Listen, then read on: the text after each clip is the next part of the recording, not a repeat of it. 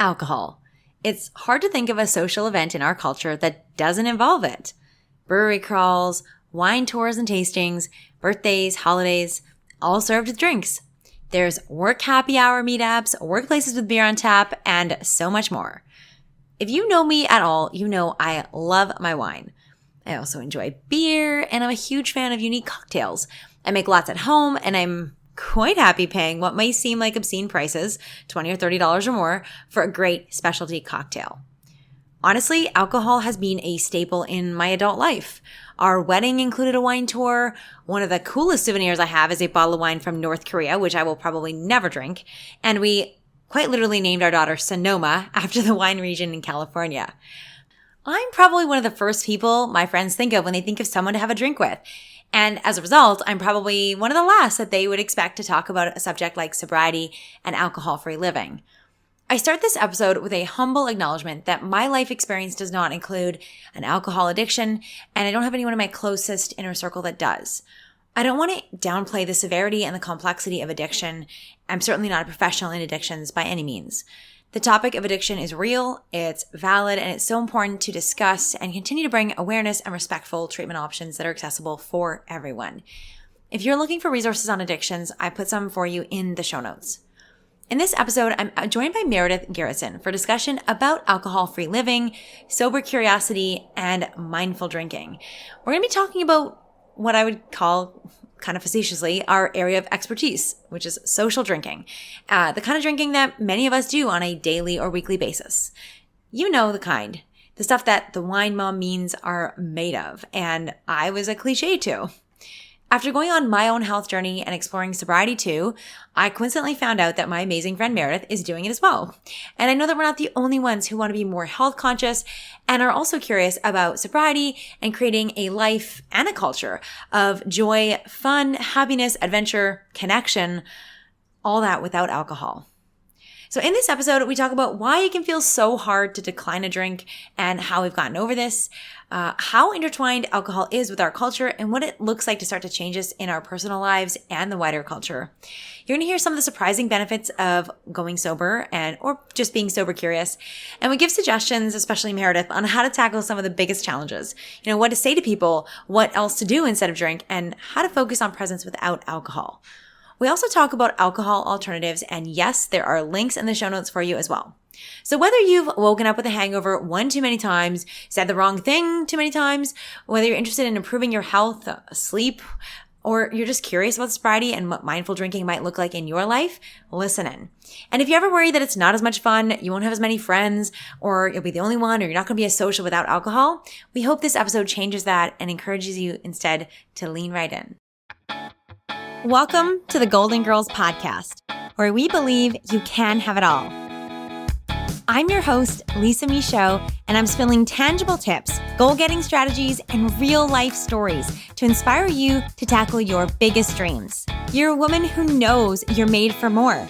Get ready to leave the excuses and self-doubt behind by being vulnerable, sharing your truth, and having honest conversations so you can succeed on your terms.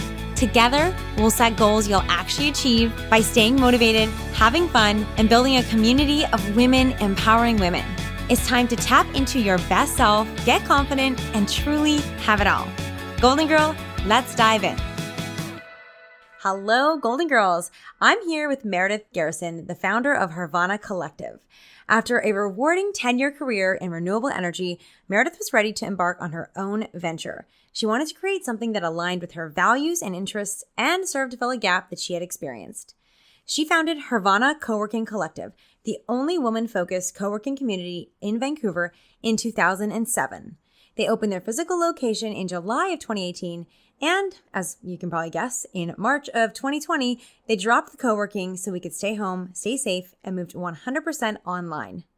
Meredith's mission is to provide a platform for women to thrive, to build and to grow their businesses, to advance their careers and hone their leadership skills, or simply to find an encouraging and an uplifting community.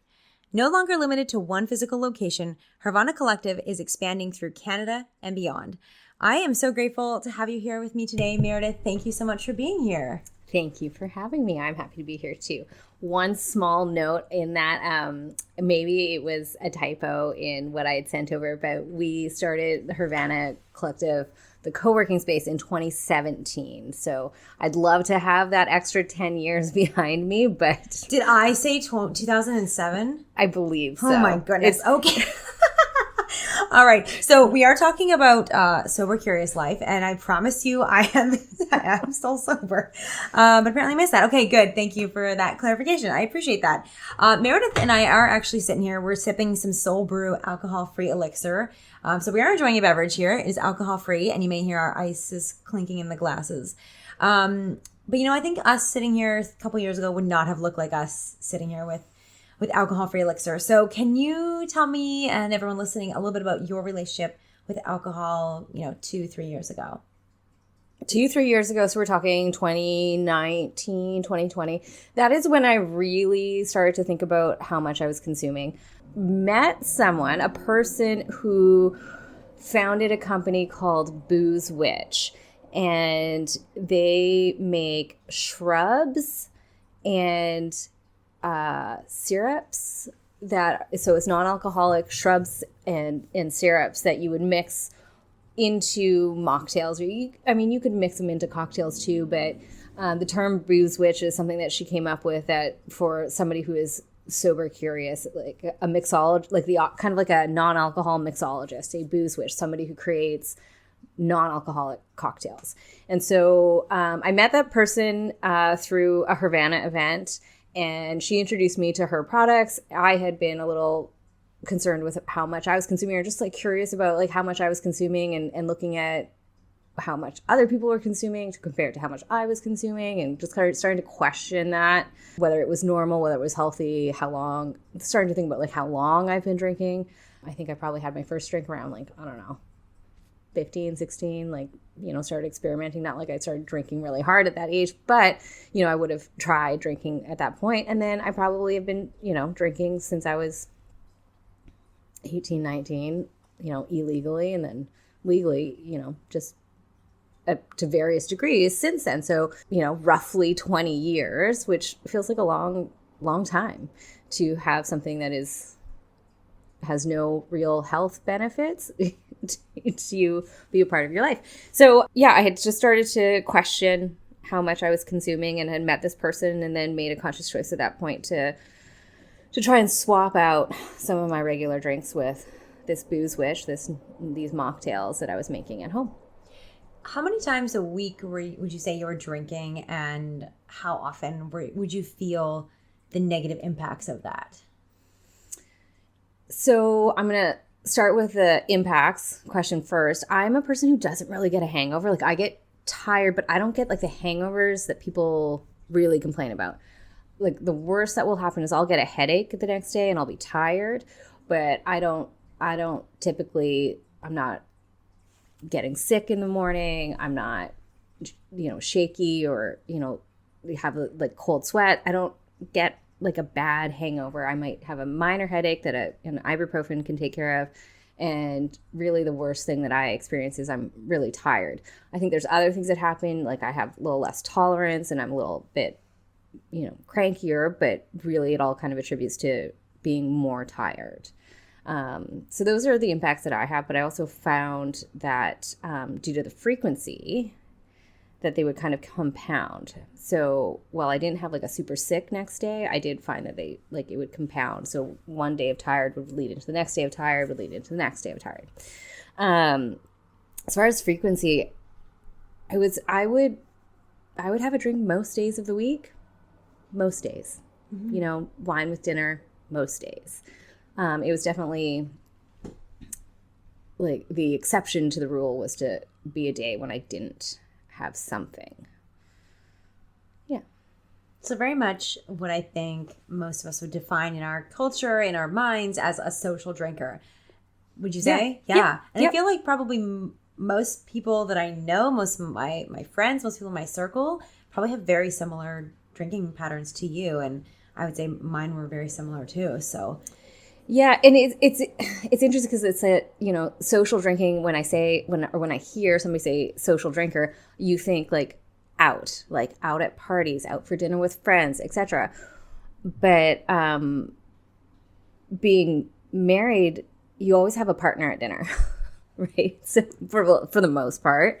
And so there's always somebody to socially drink with, which I think is really the turning point of like when I went from, like when I lived as a single woman, I wasn't drinking at home alone or like just like nights in. And then when I was in a long-term relationship, living with somebody, married to somebody, that like I think my drinking increased, and that was part of it. Is there's always somebody to drink with, and my partner was a drinker also, and it was what was modeled for me. My parents would have wine at dinner, and so it seemed very much normal and very much like what happy married life kind of looked like. Oh my gosh, that's so interesting. I've never thought about that, but it's true. I wonder too, especially in certain places like Vancouver, like the roommate situation too, right? You're right that we think about like social being out, but social in as well. It's so interesting. And yeah, long-term relationships, families, roommate situations. Yeah, super interesting. So let's be clear here. The last couple years have not been easy for you. So this isn't just like you had all this time in the world, you had nothing better to do than to evaluate your relationship with alcohol, as you know, and you did this without really, I want to say, without having like any serious rock bottom moments, or you didn't have any kind of interventions or anything like that. This was just a choice as part of your journey that you made. So can you paint a picture of what these last couple years have looked like for you outside of the alcohol reduction? Yeah. So when you ask, like, what did it look like 2 or 3 years ago? 2 or 3 years ago there was basically a turning point, and I recognize that's a span of a year. But when you said 2 to 3 years ago, there was a specific moment in my mind. So 2 to 3 years ago, I was really contemplating my marriage and ending my marriage, and it coincided with an uptick in the amount that I was drinking. And then as part of my thought process of contemplating whether or not I wanted to end my marriage, I also thought, well, I should reduce the amount I'm drinking so that I can more clearly contemplate that and reflect on that and come to a decision. So that was in 2020. And then 2021, I discovered that my mom had dementia, and it was a process of discovery. I went and visited her at Christmas time, and things were clearly not right in the house. And so it kicked off a process of trying to figure out what was going on, because due to the illness that she had, she wasn't really able to help us to determine what was going on. And so figuring out what was going on there took 5-6 months, and then we went through the process of realizing how severe it was and having to let her know what we had now found out, bring her to a realization, and then make a plan for what the future looked like for her, which included some things like, well, getting her out of living alone, so convincing her that she needed to leave her home, finding a new place for her to live, convincing her that it was going to be a good idea, because it was a move into an assisted living, and she's now 74, but at the time she, and still she felt quite young and too young to be there, and she is one of the youngest residents, so it was an adjustment for her, as was this idea that her daughter was telling her what decisions she needed to make in life, including that she couldn't drive anymore and taking away her driver's license and her car. So all kinds of really difficult decisions and discussions and roles that I'd never experienced in my life and had never anticipated or expected to. So that took all of 2021. And now we're halfway through 2022. And we're basically, both of those things have now have been sorted out to a stable point. They're no longer active sort of crisis, and they're stable points now. But that's the last couple of years. So I know what happened with your marriage, but I don't think you actually mentioned it. Oh, yes. No, I'm in the process of getting a divorce. Okay. Thanks for sharing that. What about your business? Because I kind of mentioned it in the bio. In your bio, we talk about taking Hervana from a physical co-working space to online. And it sounds very smooth and clean. But I mean... Right. So, I mean, who could forget? We also had a pandemic in the last 2 to 3 years. And so my business, which was a co-working space, the entire business model revolved around strangers having a desire to be in a room with each other for motivation, community, encouragement, and everything that was recommended as soon as the pandemic hit was the exact opposite of that. The self-isolation, the quarantine, don't go near people. And I mean, I don't think it was necessarily official, but don't go near people you don't know. There was definitely, in my experience, a cultural belief, like, if you were going to break the rules, you broke the rules with people you knew. That was okay, but you don't trust people you don't know, because who knows where their hands and mouths have been and how you might catch COVID. So anyway, everything that I built my business around was now, for all intent and purposes, illegal in pandemic times. So my business effectively just shut down without officially shutting down. And that happened in early 2020, as we all know. And yeah, so I really was I actually made a couple calls to see what would be involved in bankrupting my company at the beginning of 2020. So there's a real struggle there to keep it afloat and continue to pay the bills. And I pay, downtown Vancouver commercial rent. So that was a whole third crisis that was happening in the background across both of those previous mentioned crises. I can't tell you how many times I've seen people, post online, and I think our culture encourages this. So I don't say this at all and maybe we should have started with this, blame or shame or guilt anybody for any of their relationship with alcohol, because we've certainly, I know I can speak for myself, have had unhealthy parts of my relationship with alcohol, and then also like put that on other people, like pushing other people to drink. So I just want to say I'm guilty of anything that we are talking about in this episode and any of the growth that we talk about. So it's an interesting point, because when I started speaking with a counselor at the beginning of 2020, when I was deciding that I was really contemplating I wanted to out of my marriage, what I wanted to do, like what I wanted from it, and whether or not I wanted out of it.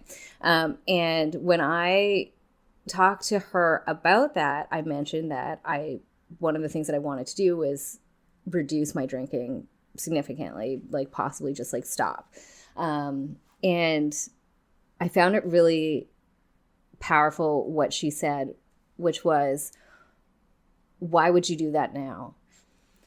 And my explanation was, well, I want a clear mind. I want to make sure that the decisions I'm making are, from a clear point and not rash. I don't want to, whatever decision I make here, I don't want to be able to look back and point at something else and say, maybe it was that made me think this. And I wanted to know for certainty that it was just all of me, like my sober, clean, whatever brain, having thoroughly thought through all that I wanted to think through and come to a decision. And their point was like, yes, that makes a lot of sense, and absolutely, but you are already going through many difficulties right now. And at this point, the pandemic was on.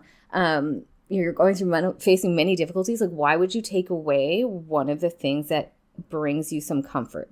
And she asked a couple more questions, like what are the outcomes from you drinking? Like, is it damaging your life? Or like, is it disrupting your ability to work, to think? Like, is it disrupting your ability to maintain your house, take care of yourself, take care of, your responsibilities, that sort of thing? Once we determined that, no, it wasn't, she encouraged me to consider whether or not it was really necessary, or whether I was putting more pressure on myself at a time when I had enough pressure. That's a fair question. How did you know, no, it's okay, I can take on, in addition to a pandemic, my business essentially being unable to operate, divorce and then what was soon to become your mother getting sick, like what was it in the midst of all that to be like, you know what, I think I can do one more thing here? I mean, I definitely, it wasn't like a from this day and then on, I just all of a sudden reduced the amount I was consuming. It definitely wavered. The benefits outweighed the comfort I was receiving, I think it was kind of like an every day or every week kind of a question, like, and honestly, there was like, it was kind of like a daily question. Like I would hit a certain hour of the day and kind of think about, do I feel like I can cope on my own, or do I want a little bit, like, do I want to give myself a break here and just go ahead and, have a glass of wine or something, and just maybe I'm not going to cope today and tomorrow I will cope. And then just like being a little bit more mindful of like how many days I'm doing that in a row.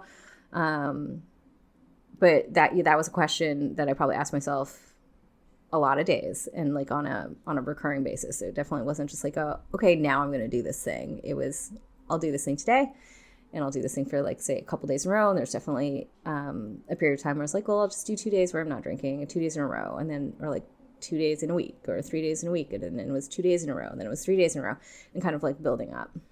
Yeah, so it's a process and a decision you have to make every day almost. Yeah, so interesting. So I've heard you say that the first step is really about assessing your relationship with alcohol and noticing why and when you drink.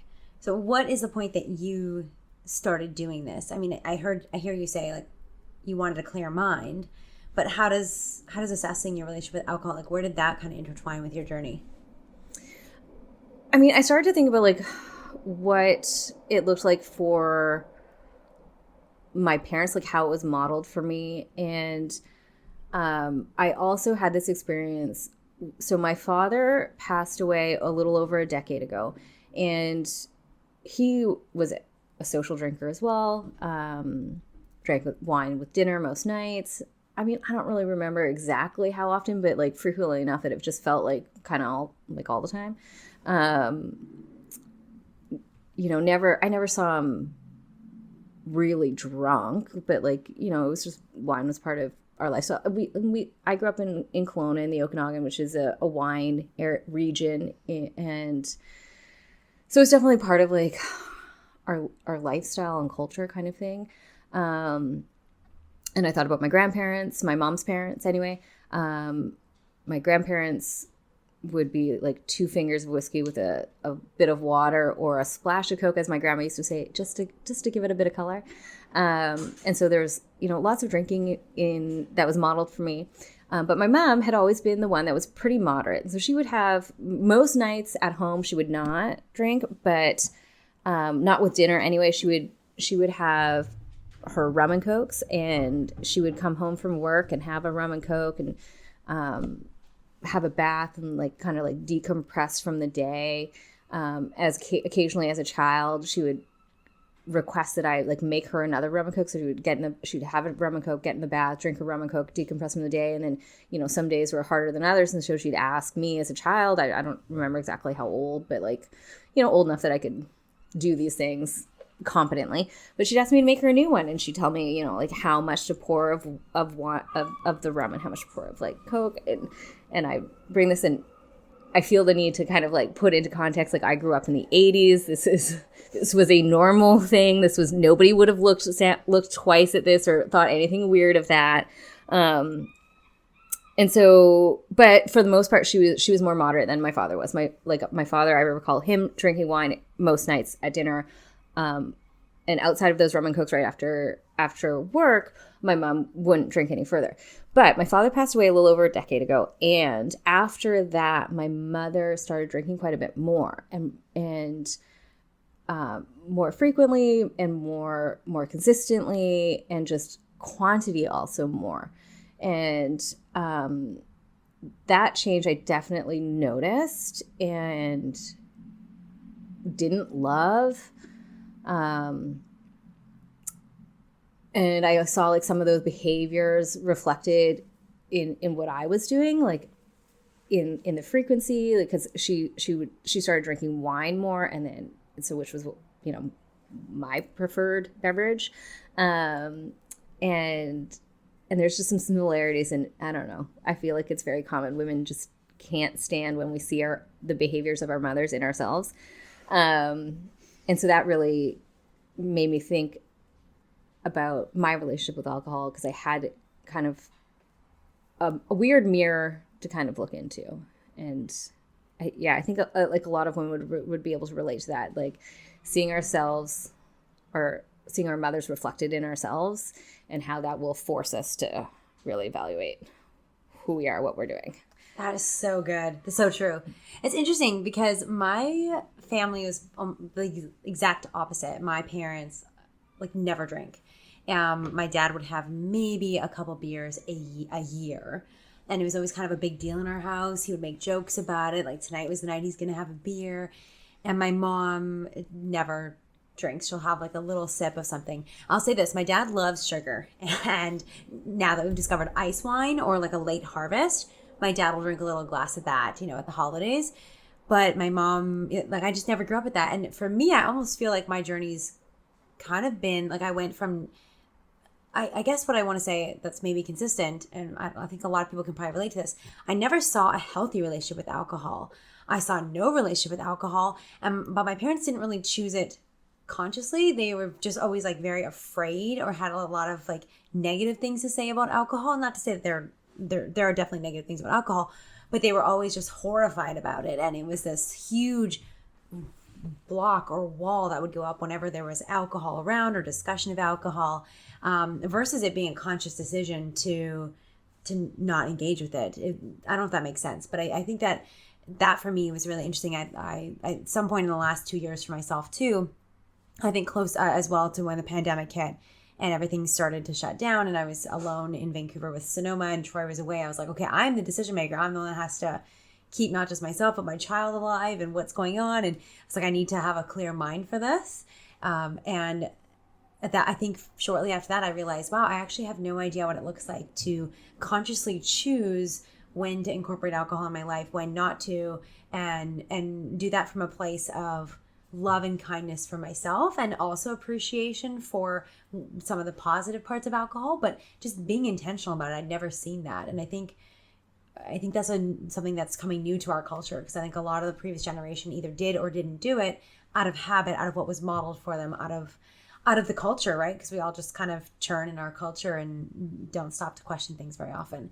So I'm really grateful for this conversation where we are actually stopping and questioning and doing this. And I'm grateful to have you as a friend that's on this journey too. It's really special. So I'm curious, you mentioned clarity of mind, maybe a couple less headaches. What else do you see as the benefits in your life, in the way you show up in the world, and in all aspects of not consuming alcohol? Yeah, I mean, there's a lot. I mean, just like the impacts of drinking compounded, I find the impacts of not drinking, or the benefits of not drinking, also compound. So one of the things that I discovered, because I kind of thought, like, you take a day off and great, now you don't have a hangover. But if you take like 3 days off, 5 days off, a week off, couple weeks off, there's all kinds of things that come out of that, like clearer skin. I dropped a little bit of weight. I'm going to start with the vein stuff. Go for it. Clearer skin, really, like, just nicer complexion, like a more vibrant complexion, and like less like congestion in your skin. I find the whites of my eyes are way whiter when I don't drink. Okay, I have not necessarily looked or noticed that. Pay attention now. But now I will. See if he knows it too. Let me know. And like joints, I now notice, like, if I have a night where I drink a lot of wine, like my joints in my hands, sometimes my knees will be achy afterwards. So that it's just something that I never like really noticed when I was drinking more regularly, but now I will notice if I have a bigger drinking night. So just like your body feels better.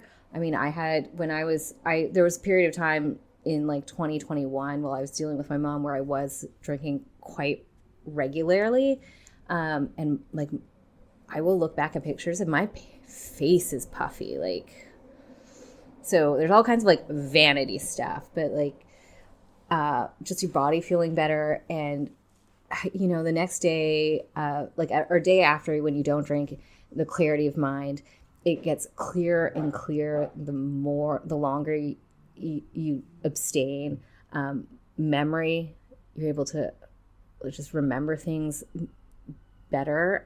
Not just like obviously alcohol impacts your memory like when you are drinking, but when you've not been drinking for numerous days, I find like my mind just got sharper and sharper in a way that I really hadn't like noticed had gone. But like now I don't know, I thought maybe it was just like age. You're just, you know, a little bit more forgetful and like you have more on your mind. And so your ability to deal with stressors and complexity of life increases when you're not drinking. I mean, there's a lot. That is a lot. I love how you say that it compounded. That's a really cool way to describe it. Yeah. I would find too, we spend a lot less money. There's also that. Yes. Like I really 100% do you that. notice that? I think before, I don't know what the number is, but we would spend, I don't know, $100 or $200, probably almost a month at the liquor store. And I just went last week, and that was the first time I'd been since December. And granted, I still have wine. Like I have wine racks, and we have liquor at home. But we still, even though we had stuff at home, like we'd still consume enough of the kind of like day-to-day stuff that I would need to go to the liquor store. And now it's August. It's been like 7 or 8 months, 9 months, like such a long time. And I'm like, wow, where'd all that money go? That's another question for another day. But yeah, I definitely noticed. Yeah. That. And going out for dinners, going out for meals. I mean, just the difference in your bill. Yeah. Huge. Definitely. I will say one, because it's being like sober cure something. I'm incorporating more sober days into my life, but I'm not going sober. Like that's not my goal at this time. And I still really enjoy wine. And so one of the benefits for me is that now when I want to have a bottle of wine, I will happily go out and spend $30 or $50 on a nicer bottle of wine because it happens once in a while rather than so frequently.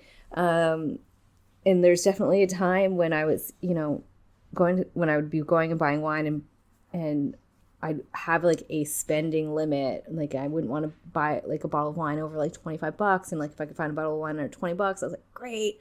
And then like I'd like remember that wine and go back to that, you know, like good, like a decent bottle of wine and it's under $20. Like, and now like I don't have the guilt. If I want to buy a $35 bottle of wine because I want a nice bottle of wine, I'll happily buy that $35 bottle of wine. I get to enjoy a nicer experience because I'm not doing it every day.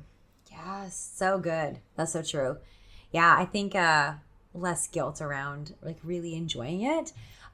I'll just give you context. We get bottle of wine. We get wine made at like a U-Brew, and it's like our cheap wine. It's roughly like $6 or $7 a bottle, which is quite a savings. And I, in the past, have used it for sangria and that sort of thing. But also, it's been like like after we've had the nice bottle of wine or 2 nice bottles of wine, then we pull out this stuff. And it's so interesting. Like just even saying that out loud is kind of mildly embarrassing to be like, wow, there was wine that I drank and consumed, and I did it the other night for the first time in like 2 years probably, where it's like I drink it and I don't even taste it. And there's something really to be said, I think, about like not going down that path in terms of, you know, cost and health and just presence. You know what I mean? Like being able to pick the wine that I actually want to drink or the cocktail that I actually want to drink and really love it and enjoy it and savor it, as opposed to just being like, how many do I have to drink until I don't even taste this or remember this anymore? So I love that you said that. I don't know if you can relate to this too, but I also feel like, you know, you talked about like clarity of mind. I also feel like clarity and connection to soul or like spirituality or my intuition, I would say as well. Like I feel like it's just kind of clarity all around. It feels like I mean, alcohol is a number, right? So it kind of shuts down. I'm using the word channel here, like shuts down some of those channels or some of that knowledge accessing. and I found it in my brain, but I also found it in my intuition and my ability. Like my intuition is getting so much better. Maybe I'm trusting it more. I don't know. Maybe that connection just feels much stronger than it does when I have alcohol. Like when I have alcohol, it feels like I have no idea what I really want. And removing that gives me that clarity. Yeah, I don't know that I've really analyzed or spent any time really reflecting on that. I mean, definitely now like you can look at the whites of your eyes and your soul. I mean, definitely like as far as like it after like having a period of like not drinking, whether that sharpens my intuition or not. But I mean, definitely like if side by side comparison on a day that I like say I'm drinking, like absolutely I do not trust my intuition. Like there's rules, no texting, like don't make big decisions, like you know, and maybe that is also a change in how I consume now. When it was much more part of my life, it was part of my life. So I would go about my everyday, and then, you know, come a certain time of day, then I was just going about my day while getting tipsy. So whether that involved having conversations with partners or family members, responding to like late evening emails or text messages, like I would just do that regardless of if I've had one glass of wine or 3 or 4. And now when I choose to drink, there's absolutely no responding to emails. There's no having deep conversations with friends, family members, or, you know, partners. Or, I mean, I'm like, I'm still having I'm still having conversations, but I'm not having conversations with the goal of like making decisions, like no like discussions with like some kind of outcome in mind. You know, sometimes you do have deep discussions while drinking, and there's like some things that, you know, you discover and you're willing to talk about while drinking that, you know, that you wouldn't sober, but I'm not having those discussions with the idea that we're going to make decisions or like something's going to change out of them. They're like they're discussions that are just occurring because they're occurring. More for entertainment. Yeah. And enjoyment versus utilitarian, because you still have to live life when you're drinking. Yeah. So, and no texting and get some good rules. If anybody's also wanting to be sober curious, I hope you're picking this up. No texting, no emails. Any other rules? Well, I mean, it's also amazing the fights that you don't have when you don't drink. Oh yeah, no deep decisions. No deep decisions, and don't try and solve problems while drinking. It's kind of like one of my rules. Like, that's not what we're doing at this point. I think drinking I view it as more of a numbing effect. Like, if I choose to, then I'm also choosing to do nothing. So when I decide like I'm gonna have some wine tonight, I will often look at my calendar and say, like, look at what do I have tomorrow, which I guess is a very normal like behavior for a lot of people, but it wasn't for me. But I will now look at my calendar and go, what's tomorrow? Can I afford to be tired tomorrow? Can I afford to be not out like 100% tomorrow? Yes. Okay, great. And like, what do I want out of this? Like, is it because I've been stressed lately and I just want to not feel that stress? Fine. Great. But is it because I've been stressed today and I want to solve something, and because in the past I would think that drinking would somehow solve it, but now I'm kind of like, well, sure, I'll have some wine to enjoy and forget things, or like not necessarily forget, but just put them into like a corner in my mind, and I'm not worried about being tired the next day. Like, I will happily, enjoy some wine to have a distraction and an enjoyment, knowing that my goal for that time is to do absolutely nothing. Like, I can't have one and the other and also want to accomplish anything. I have to be ready for apathy for the next couple hours. That's, like, as long as that I can have room for apathy for the next couple hours, then I can have room to have some wine if I want. I love what you're describing. It feels like the rules for mindful drinking. It feels like about being intentional, right? Like looking ahead. And I think it's so interesting how maybe some people have been doing this all along, but I bet you a lot of people haven't.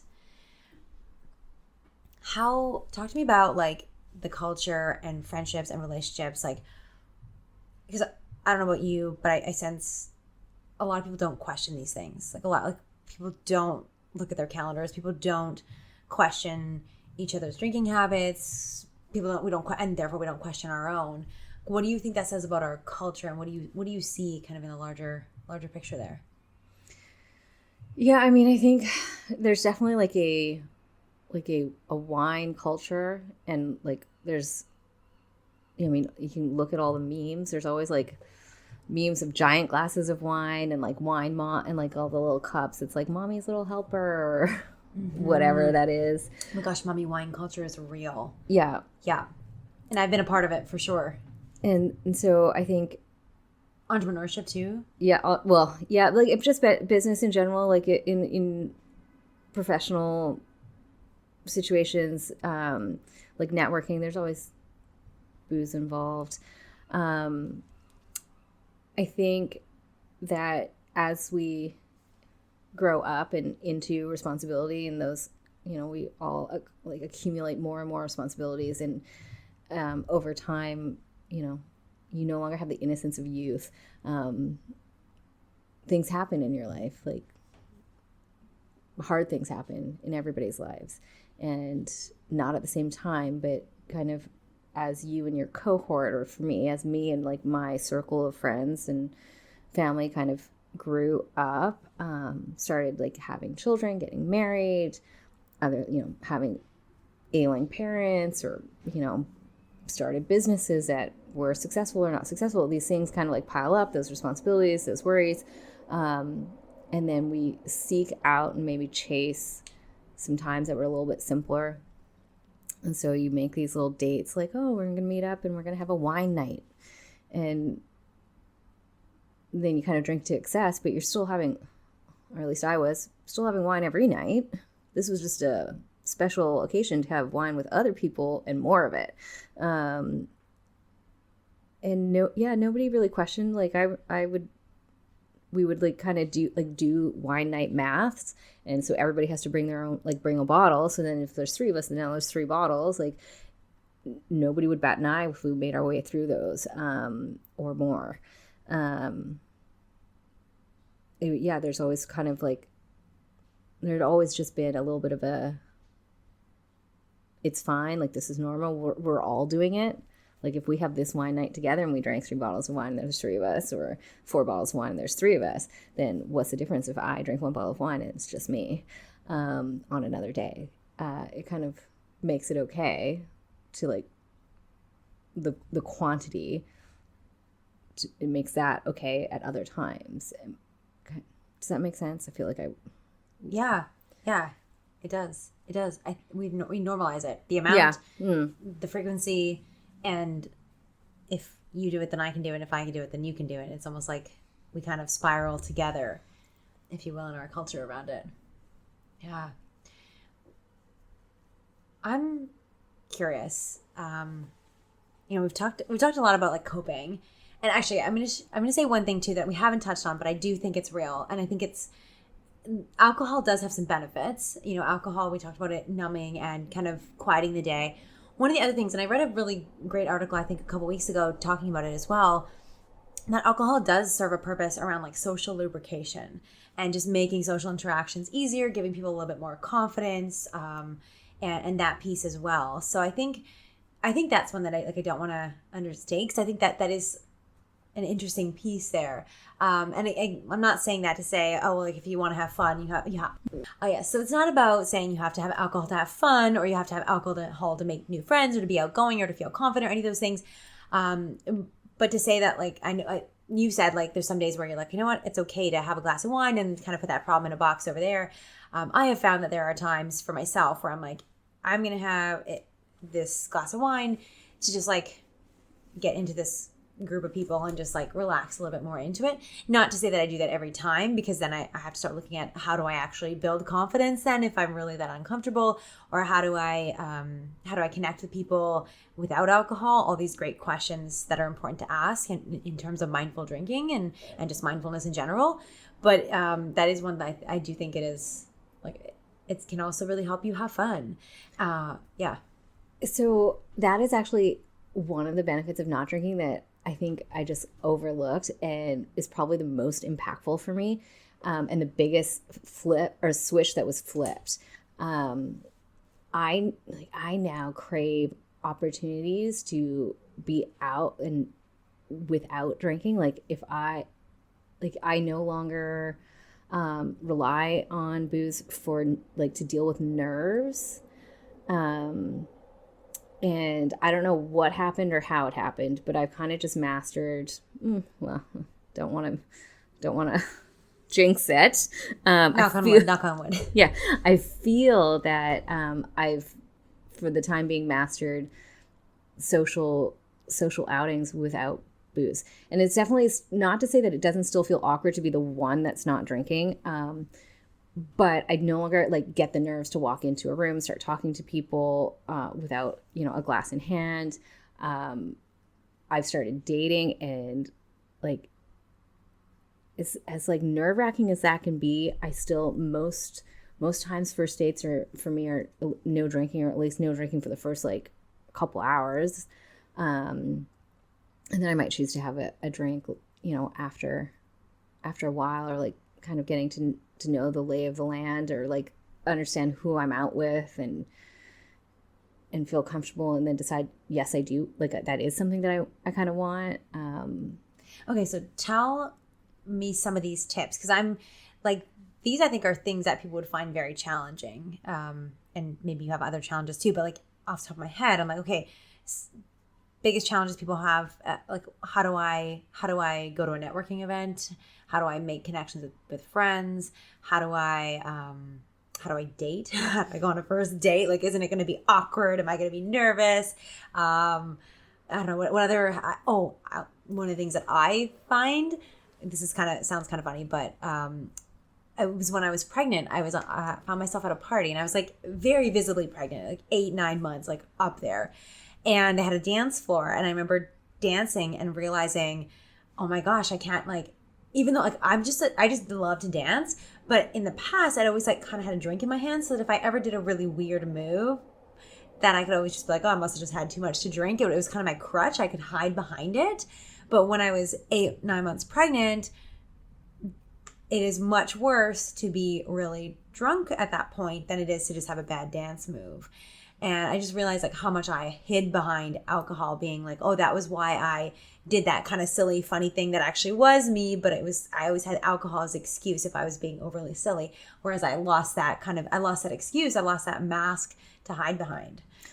Yeah, I mean, I still can't dance without drinking. That is still a thing. I did it this morning after a cold plunge, and it was super fun. Okay, You should come with me next time. I will dance at home alone, no problem, sober, fine. Dancing in public, I have not yet accomplished doing that without beverages. Okay, well, I will help you dance, and you can help me talk to people, and we'll figure this out. I mean, it's definitely like it's absolutely awkward. It's working through the discomfort.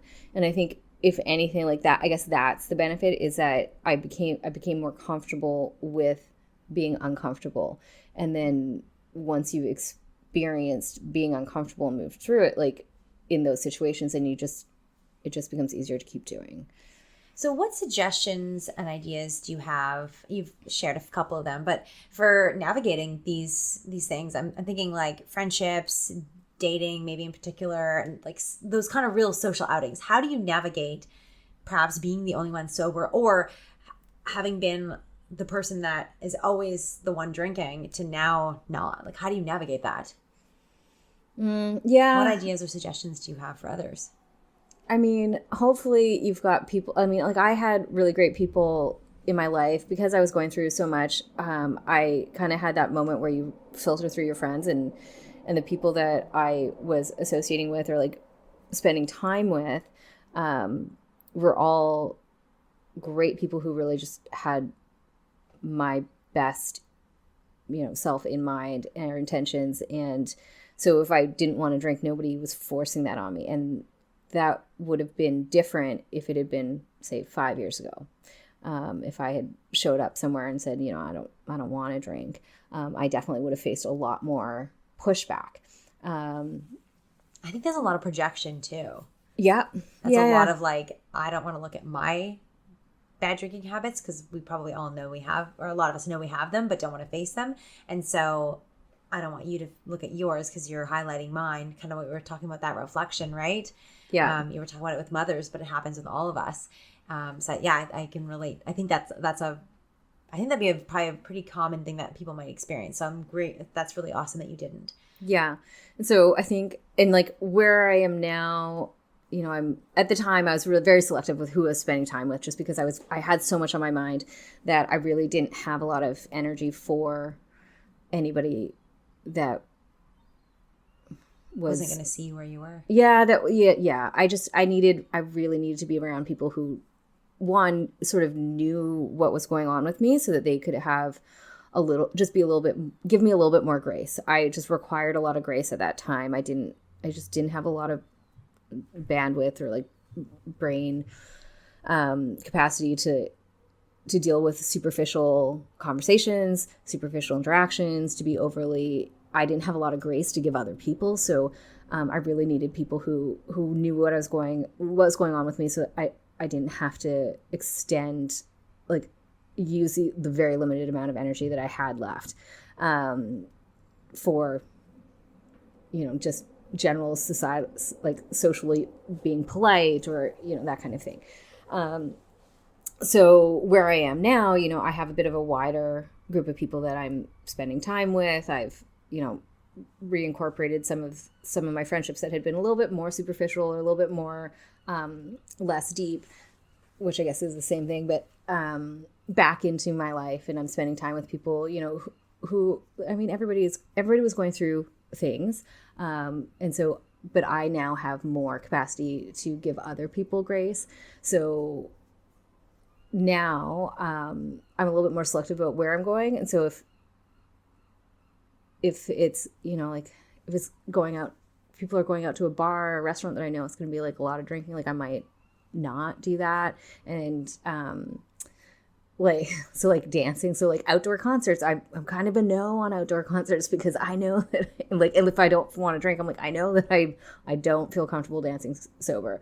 And so if I don't want to drink, that's going to make me feel really uncomfortable. And I also really hate being the person who is like not fun. I hate feeling like the wet blanket. So I'll avoid situations where I think I might feel like the one that's just not.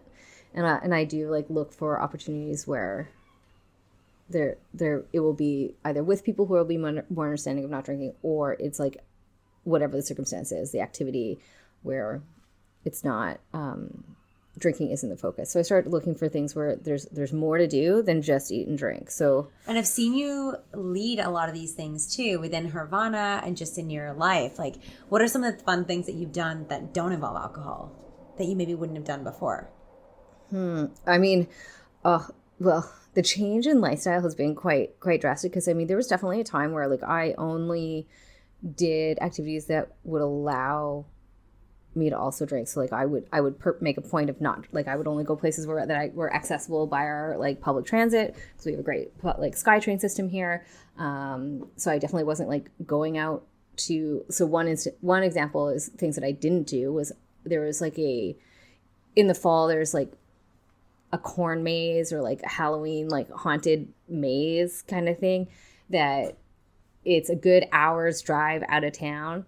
I think it's in Langley or something like that. And I wanted to go, but it was counterbalanced by the fact that I would have to drive for an hour, which means that I couldn't have any drinks while I was out there, and then drive back for an hour.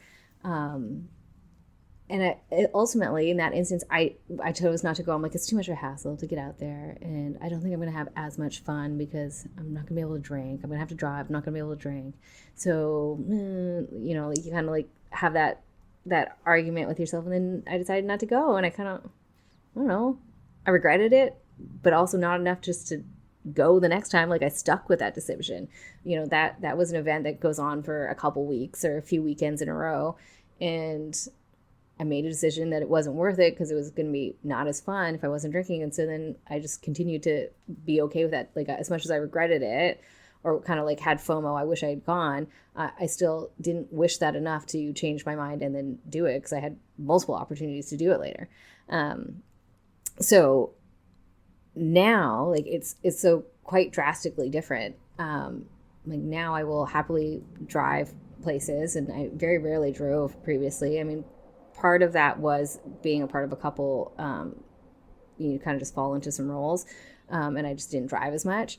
But now I have more happily like drive to things, and it's such a nice thing to be able to leave an event and just get in your car and go home versus having to wait for an Uber or get to the SkyTrain or, you know, figure out how you're going to get home from things because you know that you wanted to have a couple drinks. And so I find life to be a lot simpler now, to be able to just get out of there, get home, back where you're, you know, like in the comfort of your own home and into your bed and at the end of something. But your question was, what are the things that I do? I mean, I think that I participate in a lot more now. I'm a lot more active because it's not restricted by whether or not I could drive or not. So I'm more willing to like go out, drive to places, go out to places like a corn maze out in Langley or, you know, wherever. And not be worried about whether or not booze is going to be available there or not. We've done paddleboarding. Yeah, paddleboarding. What was it? Falconing? Oh, we went falconing. Yes, I mean that. Yeah, Kayaking. That's a whole other podcast. Yeah. Mushroom foraging and photo taking. Mushroom foraging. What else? Really cool things. Yeah, I mean, I think. Even what you asked me for today. Yeah.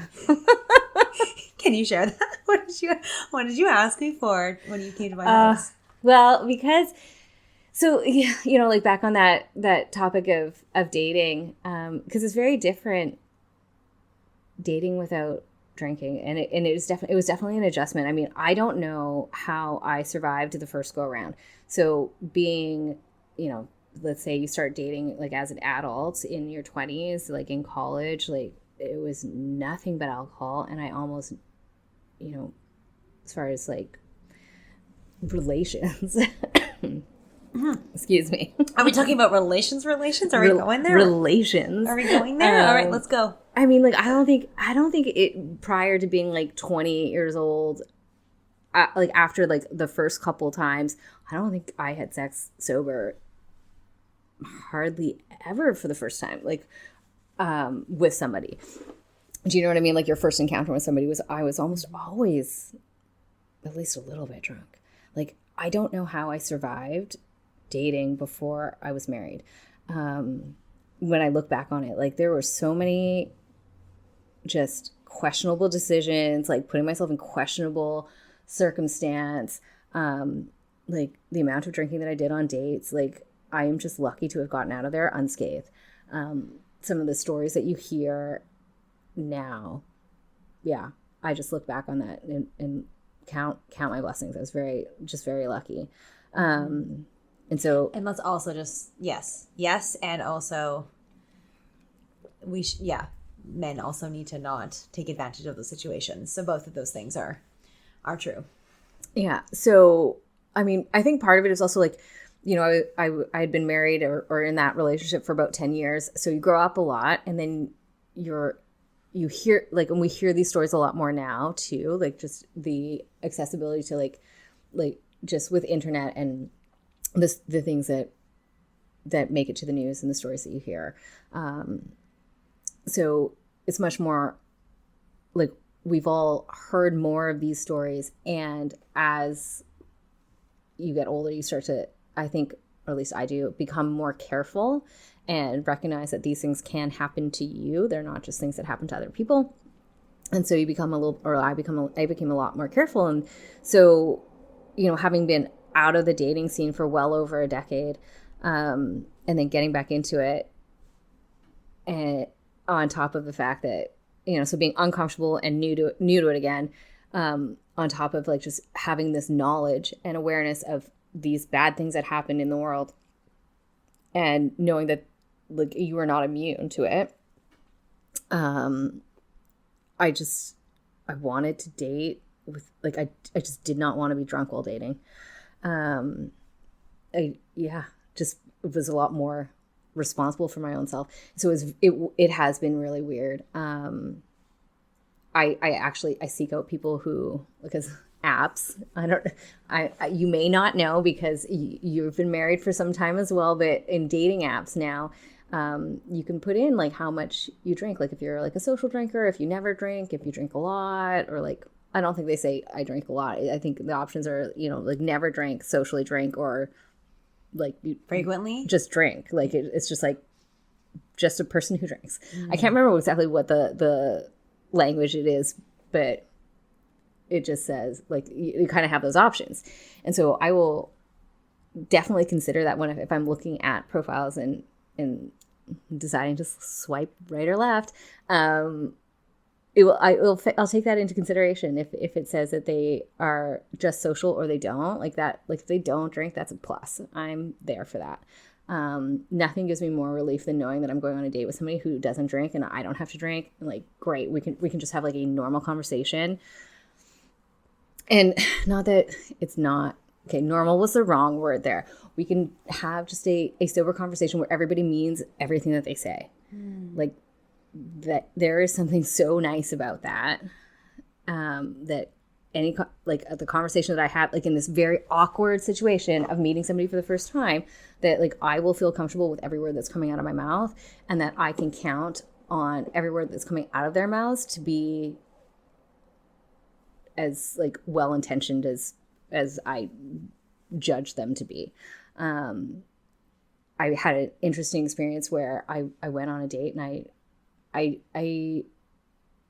we did go to out for a drink. Like that was the date, was going for a drink. So I knew that I was going to have some drinks, but I also knew that I didn't want to have a lot. So I ordered one and just kind of, I think it was a cider. I drank this cider very, very slowly. And the person I was out with had probably 3 drinks in the span of my one. And then we decided to go to the next place. And so I was like, okay, well, I'll have one more, at the next place. Ordered one. And again, kind of like same thing. They had about 3 drinks to my one. I watched this man get drunk sitting across from me. I also watched how, based on his actions and reactions, that I was becoming much more attractive to him. Like he was finding me more attractive as the night went on, as he was drinking. And it was such an eye-opener for me, because like I had never been on a date where I was sober and the other person was not. And I mean, if we're gonna like qualify sober, like I'd had 2 drinks, but I was like mostly, as close in my mind, was mostly about as clear as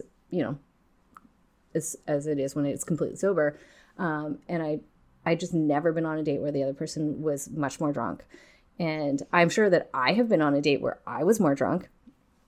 Positive that happened in my 20s. I'd never been on the other end of that. And that was the first time. And it just, like, of course, like projection, right? I just sat there and thought about all of the times where I had been the drunk person on a date. And I just came to that decision at that moment. I'm like, ooh, I'm never doing that again. Like, I don't, like, that is not who I want to be. I also, like, seeing the way that, like, the difference in how he viewed me, I realized that, like, he probably, like, if I were to meet him again, like, or go out with him again, then the next time he probably wouldn't, like, it would probably go the same way. Like, he'd have that same level of, like, it kind of like, we didn't really hit it off at the beginning. Like, it was a little bit slow.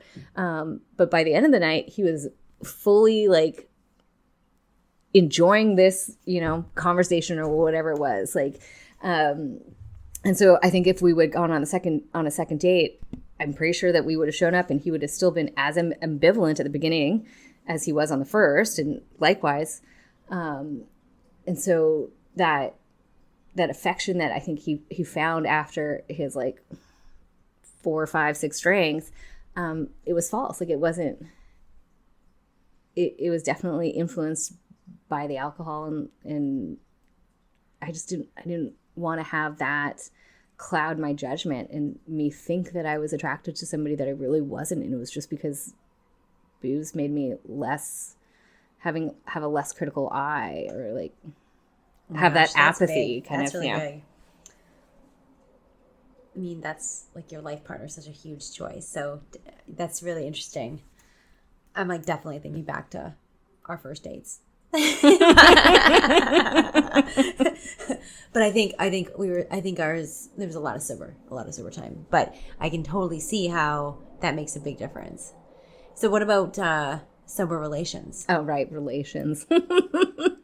Yeah, no, I also like, that was also something that, doing that for the first time after being married and in a long-term relationship for over a decade.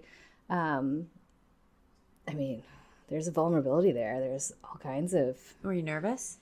Oh, yeah. Yeah, absolutely. Very much so. And self-conscious about like my body. Like the last time I was single and dating, I was like 27, 28. And I'm going to go ahead and say that I was a hot young thing, like with a hot young body, and going into that again at like 10 years later, your body, you age, your body changes, and being really self-conscious about being naked in front of somebody else. And but those same things of like, you've heard stories, you have to be like, I just felt the need to be more careful. Like I just did not want to be drunk for it. Like there's thoughts of like, well, I could get drunk and then like get this over with, but I really just didn't want that for like all of the reasons that I said about like not wanting to drink while dating. Same thing. I didn't want that sleeping with somebody. And so walking away being like, that was the best ever, but really it was the cocktails. The cocktail. And not that cocktail. Yeah, so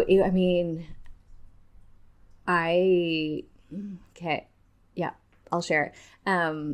So like I specifically chose somebody who did not drink to be the first person that I slept with, and so that we would both be sober, because again, I didn't want that experience of one person being much more drunk than the other. So that we would both be sober, and that I would feel safe, and that everything that I did, I would have done like intentionally and would have like meant it. So that, yeah, but it was nerve-wracking. Before, during, after? Before. Okay, really getting into it. Before, it was definitely nerve-wracking, like thinking about it, like kind of like knowing that it was coming, because like I'd been on some dates with this person, and we kind of got to the point where like that was gonna happen. So it wasn't like a one night stand situation. It was somebody that I'd gotten to know a little bit, but still like super nerve wracking. And yeah, before, and then like kind of once, like once we had like were in the same place and like had like conversation and like got kind of comfortable, like then it became just more like dating jitters rather than like nerve wracking. And so, once I made the choice that like this was going to be an evening where I wasn't drinking, and that, like this is kind of what was going to happen, it all kind of flowed pretty naturally. But there's like the lead up, the like waiting like until like the time that we were going to meet and like getting there and that kind of stuff was absolutely nerve wracking. Thank you for sharing that. Are you giving me dagger eyes? No. The reason why I kind of like just prodded in there, I think it's interesting to hear like how much our minds play games on us, and like we're nervous about what is going to happen or what might happen in the future. And what I think alcohol sometimes pull us out of that. But it doesn't pull us into the present moment either. Mm-hmm. And so, yeah, what I think is really interesting about what you said, it's like, I was nervous before, but once I was there, it flowed. And if you had drank, maybe you wouldn't have been nervous before. But the flow also would have been different too, right? Yeah. So I was just curious, like, at what point that kind of got easier, because I'm sure there's somebody else out there, whether it's relations or a first date or going to family dinner at Christmas and saying no to the wine and not feeling comfortable with that. There's like whatever that moment is, or going to, work happy hour and being the only one not drinking. And I think as women too, I think there's another layer in here that we haven't talked about, but if you're somebody who has drank in the past, as soon as you stop drinking, then people are like, are you pregnant? Because it's like the only possible comprehensive reason in the whole world why someone would decide to stop drinking. So anyways, I guess there's going to be somebody else listening to this that's going to be feeling nervous about that situation. And I think it's really helpful to hear when that goes away or how you navigate that. Yeah, I was thankfully spared that "Are you pregnant?" question because I had separated, like, for the most part when I was going through this, I was in the process of separating from my husband, so or I had separated from my husband, so that wasn't a question that people were willing to ask me. They might have thought it, but they weren't willing to ask. So do you generally, this is very tactical, do you generally have these conversations with people before, like whether it's friends or dates? Do you have that conversation before you meet them to say, hey, I'm not going to be drinking? Like, how did you navigate that? I'm trying to think about the person that's sitting there that is maybe where you were a couple years ago, hearing and listening and thinking, wow, I want to kind of reevaluate my relationship. I want to be more sober curious. I want to be more mindful about my drinking. When do you actually have those conversations? Do you do it like when you walk in and someone passes you a glass of wine, or are you doing that beforehand? How are you navigating those? With friends, when I go out with friends, I'll often, like, we'll have a conversation. Like, now we'll have a conversation where, like, they might ask me, they're like, oh, are you thinking you're drinking today or not drinking, kind of thing. And then they might make a decision to either or not to drink based on what I say. I feel like we've had those conversations. We have definitely had those conversations. Yeah, and I appreciate those very much. Yeah, so with friends, I'll let them know in advance. Like, so maybe if I'm doing like the asking, if I'm asking somebody to go for dinner or go do some activity, I might say like, hey, do you want to go grab dinner on whatever day? And I don't know, like the order in which it happens, but like maybe they'll say like yes or no, and I'll say, yep, but like I don't think I'm going to drink tonight, kind of thing. So it might not happen during the planning, but like on the day of, I might message them or like we'll communicate and say, oh yeah, so we're meeting at this time at this restaurant, or do you want me to pick you up, or whatever, whatever those, I'm just dropping stuff all over the place. Sorry. Whatever that, my wedding ring, whatever that, that kind of looks like. And I might say at that point, I'm like, I don't think I'm going to drink tonight. But, like, obviously you do what you want to do. But just as an FYI, I typically will let people know in advance. And I think that's more for me than it is for them. I think it's kind of a bit of an accountability thing. I think I'm making a decision before I'm at the restaurant. And tempted. And holding the wine list or whatever. I'm making a decision of what I'm going to do. And then I'm kind of stating that. With dates, I've not really, like, outside of me making my choices as far as like who I'm going out with, I've not shared that information as much. What does your profile say? What category are you? I put socially, because I feel like, I do have friends who are alcoholics. Like, I know people who are alcoholics, and it feels inauthentic for me to say that I never drink, because I absolutely do. But the choice isn't like the choice that isn't there. That's like, I kind of drink, kind of don't. Sober curious, mindful drinking is not an option. Yeah, that's not an option. It's either never, socially, Bumble, or yes. Bumble, if you're listening. Is it Bumble? I don't even know. Bumble, Tinder, whoever it is. Like, if you're listening, maybe make a difference there. I think that's something that might help change our culture, right? Yeah. I think I have shared it on occasion, like, depending on like what, as like date planning goes. Like, I'll definitely do things like suggest something other than meeting for drinks. If it's something that I'm like not want, like if I'm, obviously if I don't want to drink, I'm not going to suggest that we meet for a drink. I'm going to suggest that, we might grab a bite is something that I've said in lieu of meet for a drink, like grab a bite, which doesn't necessarily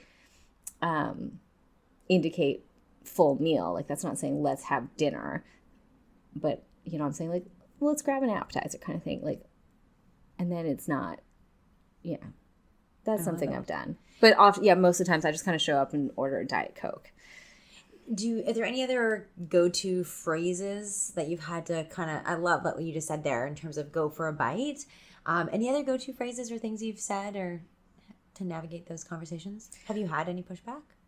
I mean, I can't really think of like a specific, I mean, I'm sure I've had pushback. And what's funny is it's typically like come from family more than anything. But I guess it's not strange that it came from family. Like I think family of all people are the ones that think that they know you the best and have spent so much time with you. So and you're also their mirror. Yeah. Their most profound and triggering mirror. Yeah. I mean, I would say having a few lines in your your back pocket is always helpful. So like if somebody pushes back, there's, the easy one is I'm just on some antibiotics, right? Like for whatever. I mean, I did get called out once being like, somebody like they were just kind of like a more like a funny open like just kind of like one of those people. They're like, for what?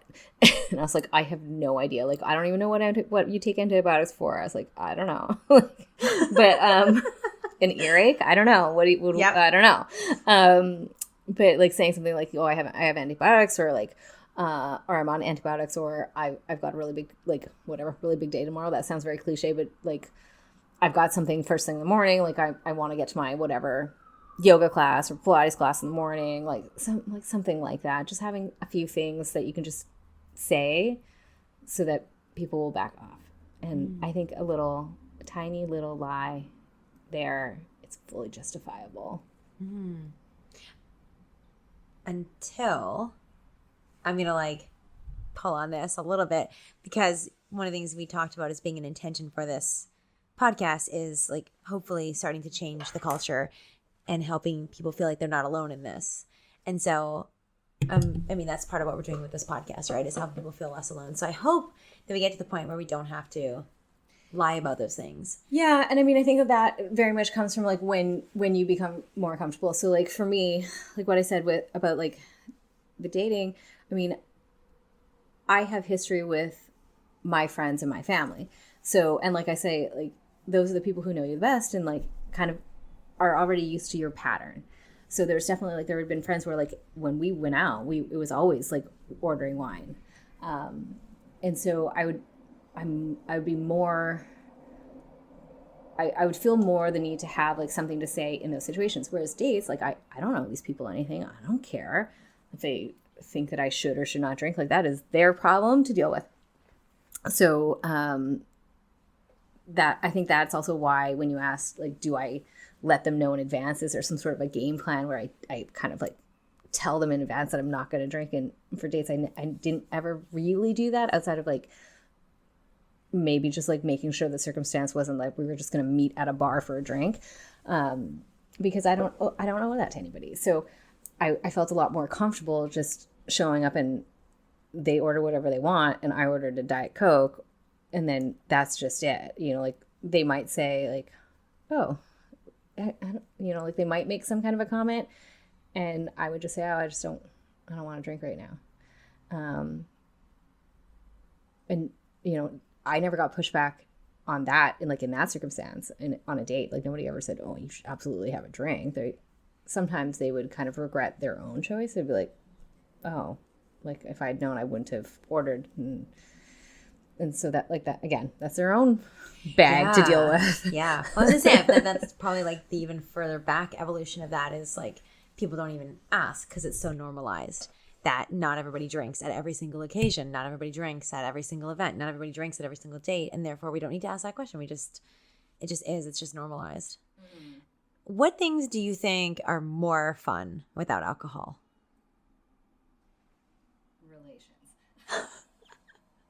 You're on mute. I'm going to ask that question again. relations. Okay. Even better. Yeah, 100%. Yeah. I mean, other things, I have more fun and like better conversations with my friends. I feel like my friendships have deepened now that I'm not because what I found is now that I don't drink as often, when I'm not drinking, my friends will also choose to not drink. So for instance, last night I went out for dinner with 3 friends, and two of us just ordered our like a Diet Coke or a Coke. Diet Coke is now my drink. And one of the friends said like, oh, is anybody drinking? I guess our beverages hadn't arrived yet, but they weren't there when we ordered. And so they had said, like, oh, are we drinking? Is anybody drinking? Like, they were checking to see if anybody was drinking that night. And so whether or not they wanted to make that decision. And when the two of us said, oh no, we've ordered like pop or soda. But had said, obviously order whatever you want. They were kind of like, nah, don't need to. So now I'm finding that if I go out with friends and I've chosen not to drink, then a lot of the times they will also mirror that choice. And then we will have really great conversations. And like the same thing, like just the same reasons why I like not drinking on dates. Because now, every word that we say, we mean, and it has a purpose for the most part. And nobody regrets anything that they say.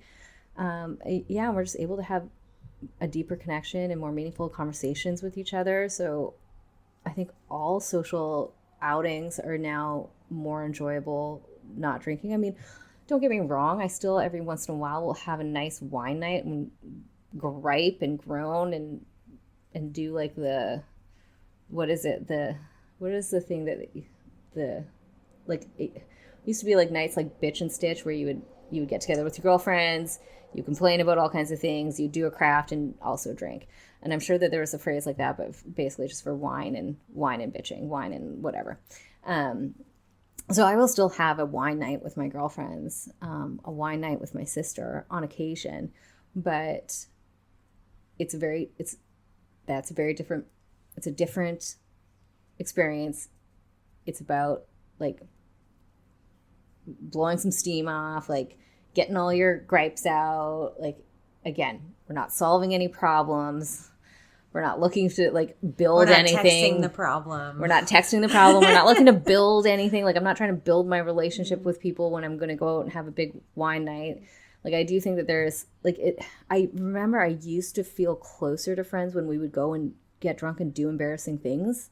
And it was kind of like, well, you did this embarrassing thing and you've seen me do this embarrassing thing. And it was almost like a blackmail kind of situation. Like, we're close because we've seen each other do, like, we hold each other's secrets. And now, like, I don't feel now the same. You're close. Now we're close because really we've shared each other's secrets in a different way. Yeah. And we choose, instead of it being like we've done embarrassing things, like we choose to share the things that we're vulnerable about. Ooh, that's so powerful. Okay, last couple questions for you. We talked a lot about alcohol helping us cope in certain situations, whether it's nerves, anxiety, social lubrication, numbing to everything else that's going on in life, helping us be less awkward on the dance floor, whatever that is. How are you coping with life without alcohol? Like, what are you doing? Because life didn't suddenly, and especially it didn't just get easier. It's not like you didn't have stuff to numb from. It's not like you didn't have hard situations to not be nervous from. Like, how are you coping with those things without alcohol? What new tools or practices or like mantras, what are you doing to navigate it so well and so gracefully? I mean, I think that's very generous of you to say that I'm navigating it well and gracefully.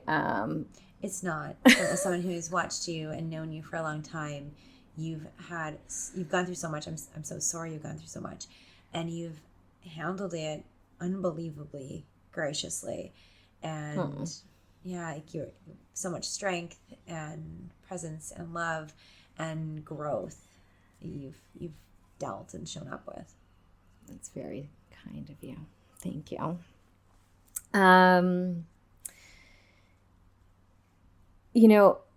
So during when things were a little bit more difficult, like in 2021 and 2020, I had a counselor. I was in therapy, talk therapy, and that was really useful. I mean, I engaged in that not necessarily because of the change in how I wanted to consume alcohol, more to help me navigate through those two very big life issues. Three. It's funny perspective. The pandemic felt like the least of my problems. So those three very large life issues, being the divorce, my mom's health, and my potential business ruin. And so that was really helpful, being able to process all of what was going on in a very present way. Because I did find that, like, one of the things that booze helped with was when you would have a drinking night, like, your body and your mind would process things unconsciously, and getting tipsy or getting drunk would allow your brain to kind of like do that without your like conscious brain like getting in the way. Like something happened, your brain was able to kind of like process some things, kind of like the way, you know, when you're in the shower, you think about things because your brain's distracted. So like that sort of happened. So it was nice to be able to process things with somebody and move through those things. Whereas if I hadn't had that, I probably would have turned to drinking like more frequently, because it was just difficult, and I felt like I needed a mechanism, and like for me, talk therapy was that mechanism, whereas, you know, having a wine night might have been that mechanism before. Like having new like a new reward system also I found really helpful. Ooh, tell me about this. Well, so much, like, I found like at like come 5 o'clock, if I've made it through the day, like a work day plus life day, come 5 o'clock when it's socially acceptable, it was like, great, good job, Meredith. Here you go. Like, now you can have this big old glass of wine. So finding something else to reward myself with just for existing. What do you do? How do you reward yourself? So I live in the west end of Vancouver, so it's this really beautiful neighborhood. I'm about 3 blocks from the beach. There's a bunch of different parks, several beaches. And so at the end of the day, I would take my blanket and I would take my dog and I would go and lay out on the grass in the sunshine and just hang out with my dog and have a snack. That was something that I did. I was trying to, I at one point I put in my calendar to do that every day, every like weekday. And so I was doing that. And then there's just like a mood boost that happens from like being outdoors, particularly if it's sunny. And then also like, you know, pets kind of just bring a lot of joy into your life. So just like hanging out with my dog was really great. And then it almost like I could push through that kind of hour where like the desire to reward myself with wine would kind of just like, I'd be able to push through that. And then I'd come home and make dinner and be good. Well, it sounds like you might remember this from our mastermind and the power of habits.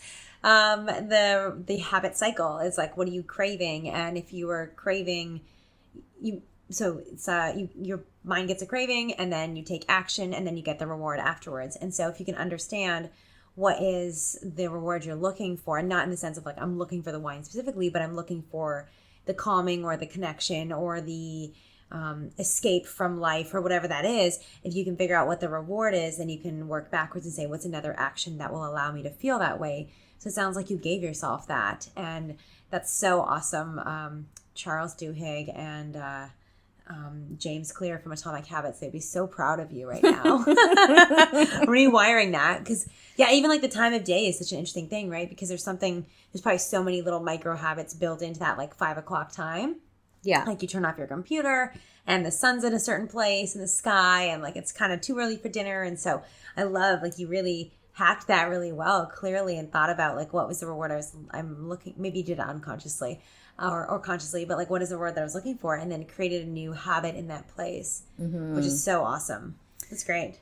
Yeah, I did not do that consciously, but I'll take the credit. Thanks. I did find also like the swap. So, because I had tried a lot of different things to swap out. So, like flavored water, and like I said, the booze witch, that was like the first one that actually worked. Because I actually really like the taste of alcohol. Like I like things to taste strong, and I found that like shrubs with some soda water, like a mocktail, like mimicked that. And so first it was taste, and that worked. Because I found like just straight soda water, like bubbly water in a wine glass, definitely didn't work for me. And then I found it like, and we have a mutual friend, Danielle, who will absolutely hate this. But sugar was a really big part, like specifically because I drank a lot of wine, like sugar was a really big thing. And so now like I drink Diet Coke quite a bit now. And so, just a swap. So say like 5-6 o'clock when I want a glass of wine, I'll pour a Diet Coke, which also not super healthy, but I think like in the gradients, or like, you know, what's worse, I'm willing to accept this one. But now I'll have Diet Coke, and like I find like the sugar was something that my body was really craving. Oh yeah, Danielle's gonna want to talk to you about this. I know, and we're gonna see her real soon. Any moment. I think she's downstairs as we're here. I know. Oh, watch her walk in here. Well, you know what though, I look forward to her letting me know what would be an acceptable swap for Diet Coke now. Amazing. Yeah. I'm sure she will tell us. I'm sure. Maybe we'll have to pop into the show notes or do a little video of that. So what are your favorite alcohol alternatives? So, like, as I say, I love mixing a mocktail with shrubs and bitters. I found was like a really key ingredient in making a mocktail taste more like a cocktail. I just found a non-alcoholic beer, which is actually really delicious.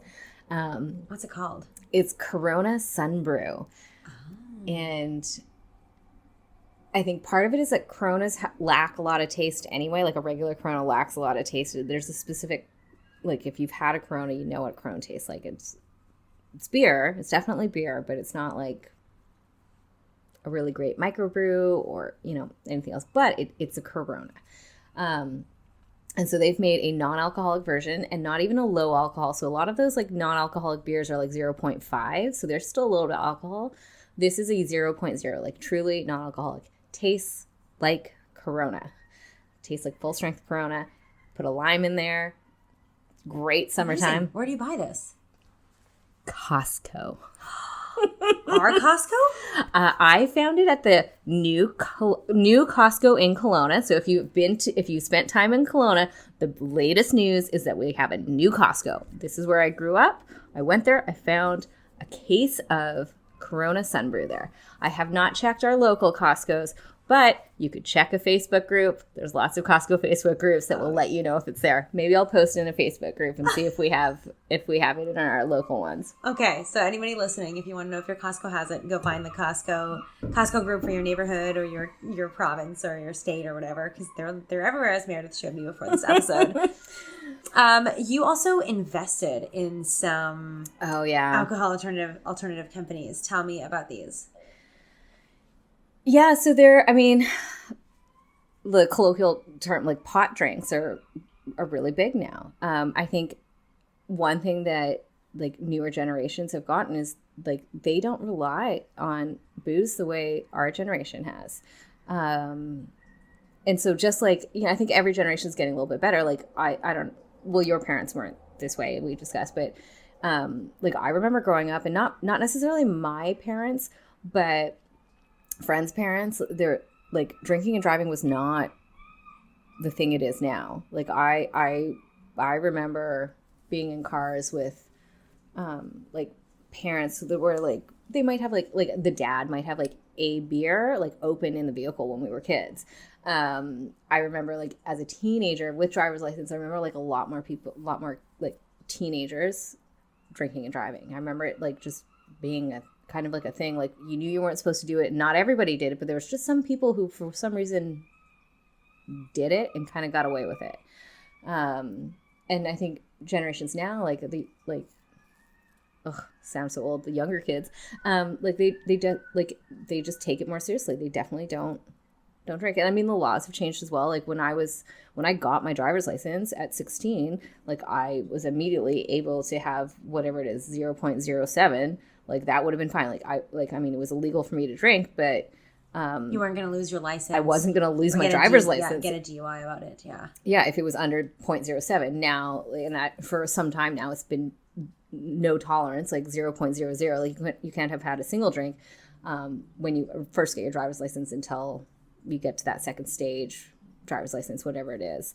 So the laws have changed. I think culturally, socially, it's changed for younger generations, but pot drinks are becoming more and more popular. And like since pot was legalized, since marijuana was legalized, and then they've slowly moved to legalize more different marijuana in different products. So I think first it was just like being able to smoke it, and now certain beverages and edibles are like in different, like I think they're like, well, They're obviously there's there's oil, like there's just different products now. And so I've invested in a cannabis beverage company, and so they make beverages with like the active THC ingredient as well as the CBD, which is the one that doesn't get you high. And then they also make beverages that are just have like flower essences, just like natural ingredients. So nothing to do with cannabis, but like they might make like a drink with lavender for like its calming effects, or like lavender and chamomile for its calming effects, and like those beverages that have like guarana for their like energy effects. So other like plants, other plants and botanicals. So they just beverages that have botanicals and plant derived ingredients for specific like functional medicine for specific benefits. Amazing. What are the names of the company?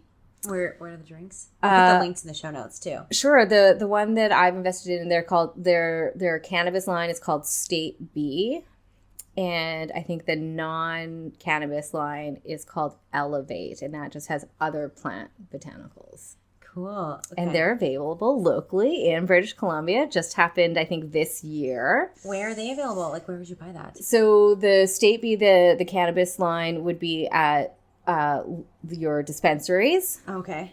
And Elevate, which is the non-cannabis line and is plant botanicals, will be in grocery stores. Oh, amazing. Okay, cool. I'll put links to those in the show notes. Mm-hmm. Today we are also enjoying Soul Brew, which is a local business, which is delicious. And we're having the Restore flavor today. And they also do like different...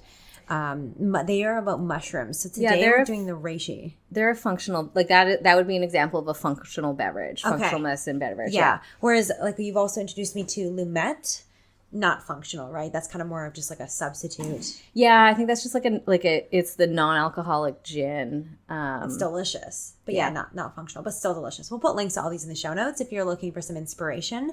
And maybe I'll throw in one of my favorite recipes in there too. Do you have a favorite recipe we could throw in, Meredith? No, I don't think so. Diet Coke. Just Diet Coke. Just Diet Coke. Diet Coke with ice in a nice cold glass. And a lime? Do you do the lime? No lime. No lime. Okay. All right. Well, there's Meredith's recipe. Keep it simple. Okay. I asked you a question and we didn't get the answer. It's going to be the last question, though, on this topic, which is, what did you ask me for today?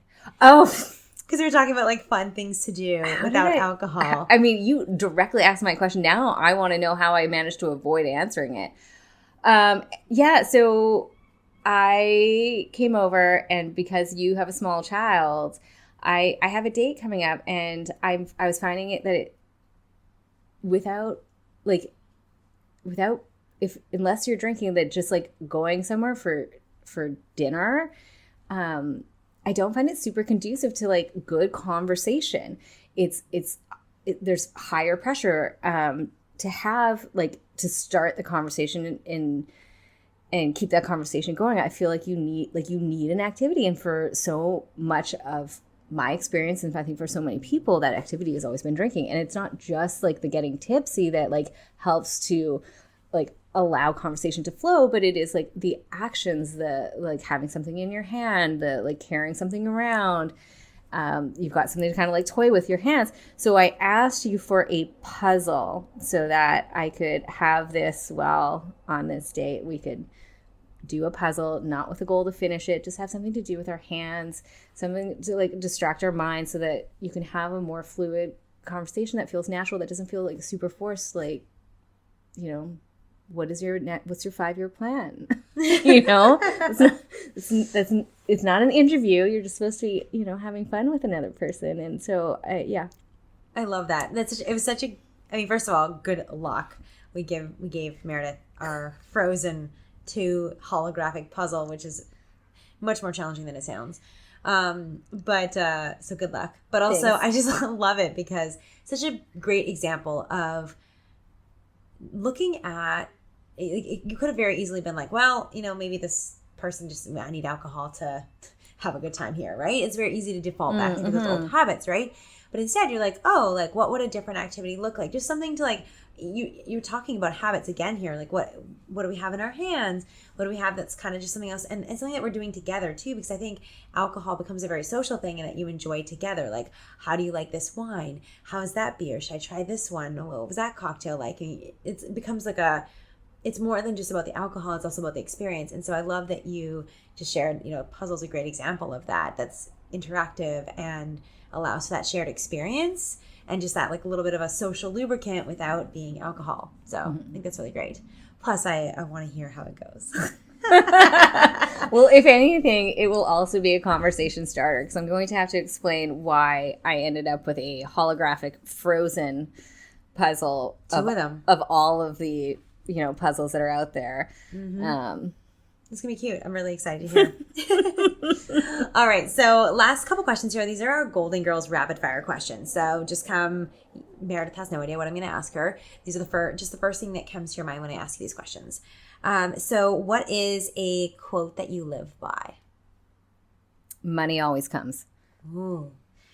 If you could travel anywhere in the world right now for food, what would you eat and where would you go? Oh, wow. Okay. First thing that crossed my mind was underpass ceviche in Mexico, which if you have not had Rotondo, it's not Rotondo, it's Returno ceviche, which the Returno is like the Spanish word or the word they use in Mexico for an underpass because you basically do a U-turn. It's a place you can do a U-turn and get back on the highway. They set up locals will come and set up a big table with a wooden top, which is their like cutting board, and then tables and chairs, and they will bring fresh seafood and just start making ceviche in the underpass for you. It's amazing. I mean, it's a risk. If you've got a strong stomach and you don't have like a travel stomach problem, which I don't, that was the first thing that came to mind, and I had that in San Jose del Cabo. Sounds amazing. Oh, so good. Okay, what's a goal that you're currently working on?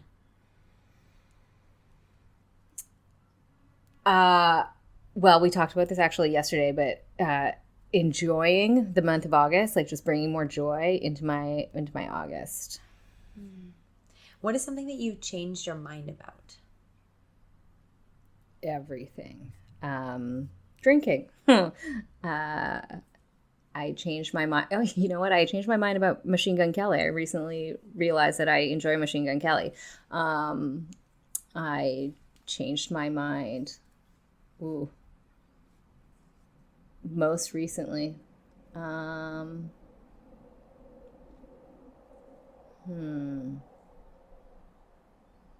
think actually changing my mind about Machine Gun Kelly was kind of a big one. I really didn't see that one coming. Does that have to be the next podcast? After changing your mind about wine culture? What's the best lesson you've learned in the last year?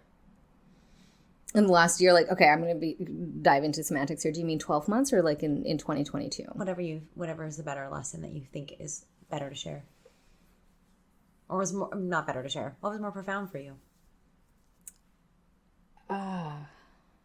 This might take a second. A lesson in the last year. I mean, I feel like this is a lesson that I've had to learn again and again and again, but rest is necessary. I think I really needed to hear that today. Thank you. That's a good one. Okay, last question. No, I lied. 2 more questions. Okay. Poutine, Yeah. cheese curds, or shredded cheese? Curds. That's absolute sacrilege. Ugh. Yeah, I know. I know some guests we've had to have a talk with them. No. Yeah, I know. Give me names. I know. Tell me their names. If we're gonna go out there changing minds, tell me their names. Oh yes, we need to change our minds. That's so true. Okay, what's the best money you've ever spent? What'd you buy? Happiest money you've spent. Happiest money I've spent. I mean, I recently purchased a leather jacket that was a lot of money, and also not like a style that might be considered classic. But though it has endured many, many decades. There's a fringe to like a tassel fringe kind of thing on this leather jacket, and I saw it, wanted it immediately, thought about it for months, had planned a trip to Europe, and so not Italy, which is known for leather, but actually Portugal also is known for their leather goods. So then I put a pin on buying that because I thought, I'll go to Portugal and see what, like, because it was from a brand, like it's a British brand, but it doesn't matter. Like a well-known like retail brand, chain brand. And I thought, okay, well, maybe I'll go to Portugal and find something really unique. Sorry, unique. There's no really unique. Again, semantics. Something unique and maybe more like slower fashion kind of thing. And I contemplated, because I was going to be in Europe and the UK, I thought about going thrifting there and seeing like maybe I'll get something secondhand. And then I got off the plane, got on a bus, got downtown to the town where I was in Glasgow, got out in downtown Glasgow, met my friend that I was meeting there, turned around the corner, and there was the store with the jacket that I had been eyeing. There was like, I just walked around the corner and the store was there, the storefront was there. And so with my suitcase, fresh off of an overnight flight, I walked into that store and I bought that jacket. And that is the happiest money I've spent recently. So cool. I can't wait to see the jacket. It sounds beautiful. You're going to see a lot of it. As soon as this weather cools down and I can wear a leather jacket out, I'm going to be wearing that a lot. I love it. I can't wait to see it. Meredith, thank you so much for being here. Thank you for having this conversation. Thank you for, I've just gotten to, I feel so honored to get to see, your strength, your courage, everything you've been through in the last couple years. And I know you've made me a better person for that. And I know your Sober Curious journey has definitely brought me deeper into mine. So I appreciate that so much. And I really appreciate you being willing to share this with everybody listening and hopefully start to change that culture. So thank you for being here. Thank you for sharing on all the things from frozen puzzles to relations and everything in between. And I'm sure I'll have you back again soon. Thank you. I hope so. Look forward to it.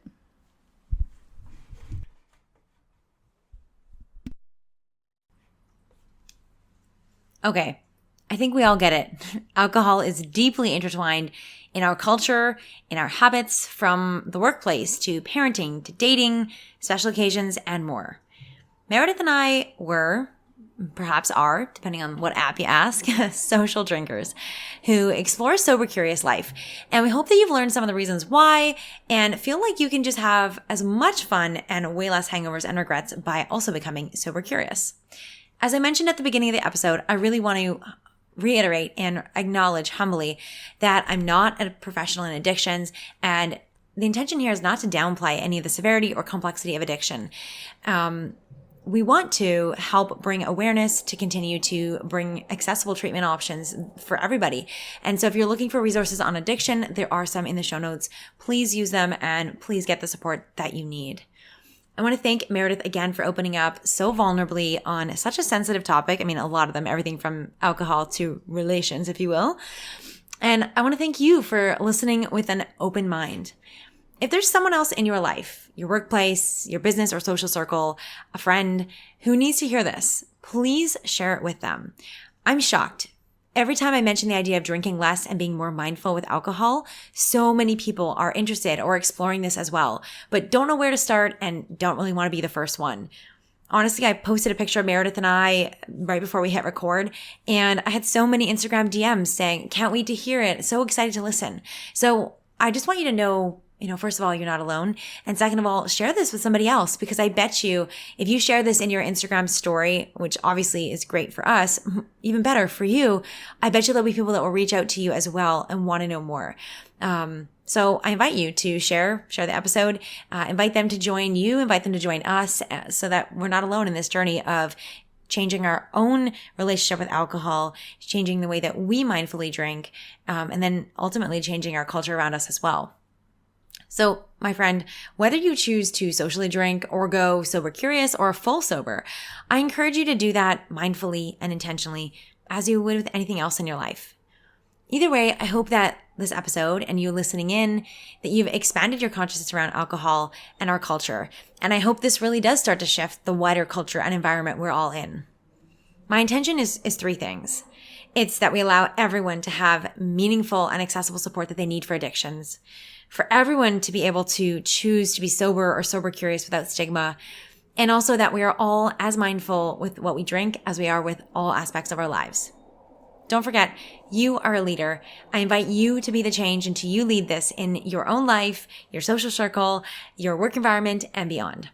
So here I'm off. I'm signing off this episode with a sober, alcohol-free, delicious cocktail from Soul Brew and a giant cheers to you. Thanks again for being here.